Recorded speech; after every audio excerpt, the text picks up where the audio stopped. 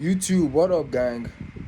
So yeah, World Cup has started and we've had our first couple of games. So this is just like a recap on the game so far. I said I was going to do analysis, but I've not had time to do them game by game, in game by in game. So we started off with Mexico and South Africa. I mean, like it was just there. To be honest, I think the highlight of the game was just the three red cards. You know, and yeah, Mexico kicking xenophobia's ass. But let's be real. Let's be real. It was a decent game. To be honest, I started watching the game at around 20 something minutes or so. And yeah, there was nothing really much to talk about the game. Yeah. Then we go to the second game was South Korea versus Czech Republic. Yeah, I must say South Korea really impressed me. Like they were pragmatic with their approach. They wanted to play football the right way. Son being the leader of the team was he put himself in a position to get a lot of chances, but he missed those chances. And even when he was subbed off, the team kept on going without their leader, and I was really impressed. I think alongside USA and Morocco so far, South Korea are the team that really impressed me. So yeah, South Korea totally deserved to win the game. I mean, Czech Republic scored first, but let's be honest, that was South Korea's game, and rightfully so, they won the game. Then we go to the third game of the group stage. Man, I'm trying to think if I'm skipping any game, but if I'm skipping any game, please let me know in the comments. But I feel the third game was Canada and Bosnia and Herzegovina. Yeah, another game that wasn't really all that. I mean, nothing to write home about the game, to be honest. I mean, two pretty okay teams. I don't know if average is the right word to use, but they played 1-1, which I feel was the perfect result, the right result. I don't think any team deserves to come out there as outright winners. So yeah, um, obviously Canada being the host nation, um, so one of the host nations, got a draw. So yeah, I think it's positive for them because I mean, like they're not really considered a footballing powerhouse, and I mean, like getting a draw your first game as a host nation, it's pretty decent, especially when I feel like normally the odds will be against them. Like I said, they're not really a footballing powerhouse. I know Bosnia too are not that good, but on a normal day on a neutral ground, I'll fancy my chances with Bosnia over Canada. Let's be real. So yeah, which other game? I know I'm missing a couple of games, but then obviously we go to United States versus Paraguay. Man, this was the one that really caught my eye. I didn't expect the United States to be that good. And Paraguay are a South American team.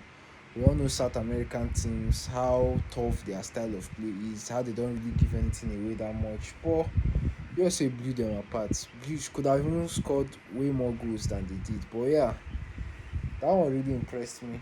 I was impressed with USA's performance, along with, like I said, South Korea and Morocco.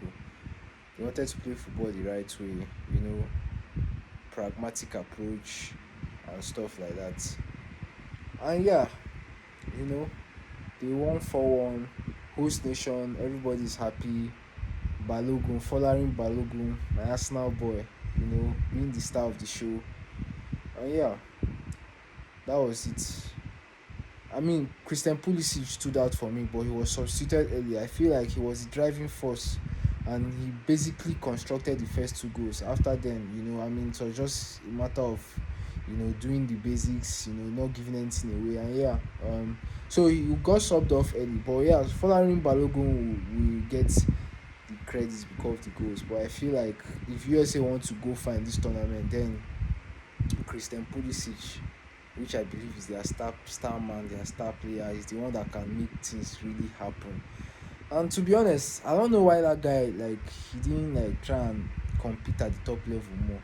When he was at Chelsea, that year Chelsea won the Champions League, and maybe subsequent years before and after while he was there, it was really impressive. He's really good 1v1. Sometimes he's dribbling, he knows how to take players on, solid on the ball. He has this proper winger movement. He can take players on, he scores goals, he has a good shooting, he has good off the ball movement. But yeah, he's a player I always rated right from Dortmund. So I'm just happy to see him doing well, being the main man for his country, and hopefully they can really go far.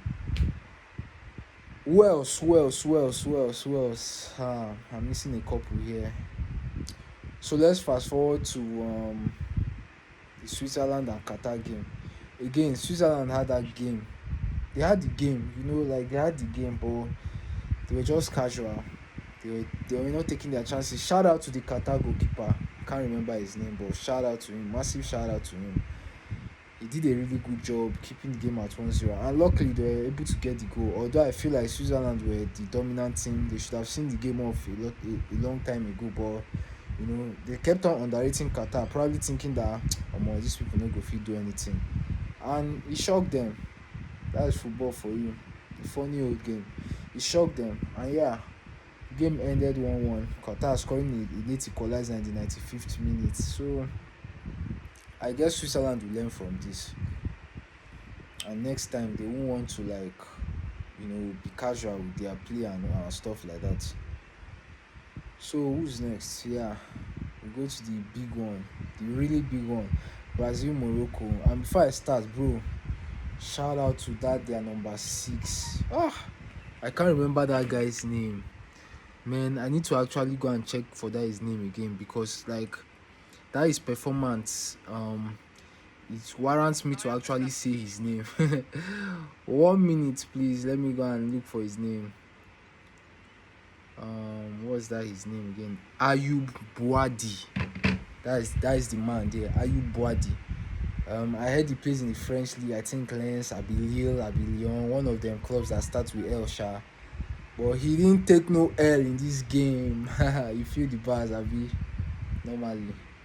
So yeah, Ayub Boadi, 18-year-old, totally bust the Brazilian midfield. I know Vini Jr. scored. I know someone else from Morocco scored. I know Hakimi had a good game. But bro, if you watch the game for 90 minutes like I did, and you actually someone that understands the game, like you sabi ball deep down, say you sabi ball, bro, that boy was man of the match. He absolutely, I was like, who is this guy? He was everywhere. He was involved in every phase of play, from defending, winning the ball back, dominating the game, pushing forward, running with the ball.